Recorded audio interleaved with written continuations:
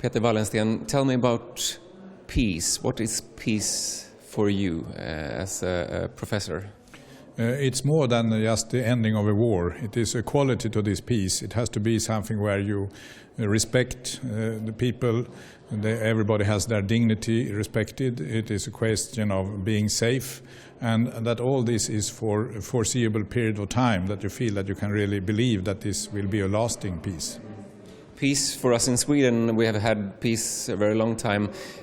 What do you think about the Swedish society today? Some of the speakers tonight will talk about Sweden that is used to peace, but where there are different areas where there are growing conflicts. Yeah, peace has to be regained continuously. We have been lucky to have had peace for 200 years, no civil wars, no military coups, no invasions and occupations. I think that will remain, but we have a lot of tensions in the society that we really need to be alert to deal with.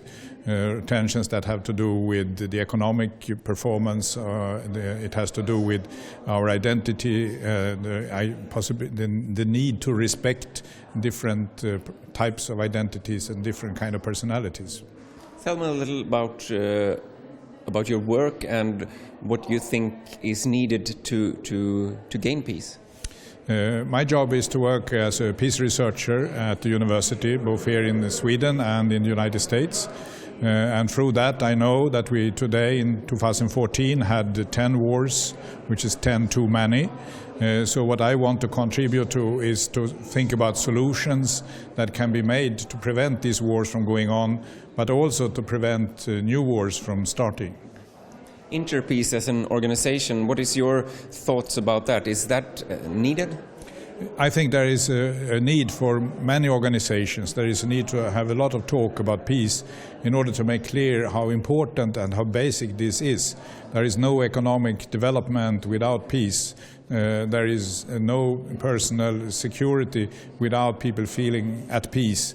And I think Interpeace is contributing to this, particularly with its focus on grassroots connections, because every peace has to be built in the society as a whole, not just through the leadership and the presidents or prime ministers. Peace has to be something for the whole society. We are focused a lot about war in the news media, and you hear a lot about war. You don't hear often about peace. Do we focus too much on the war and too less on peace?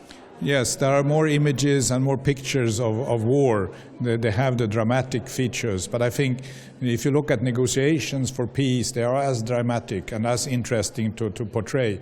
Or if you look at when wars end, how people celebrate the ending of war, all these things can also actually be made into good news coverage if you want to. So it's a question of a priority.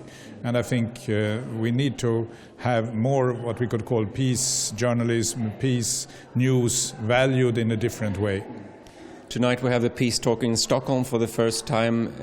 Why is it important to talk about peace in Sweden? Because Sweden is a peace-loving society. We have had peace for a very long period of time. The only country in the world that has been at peace for 2 centuries.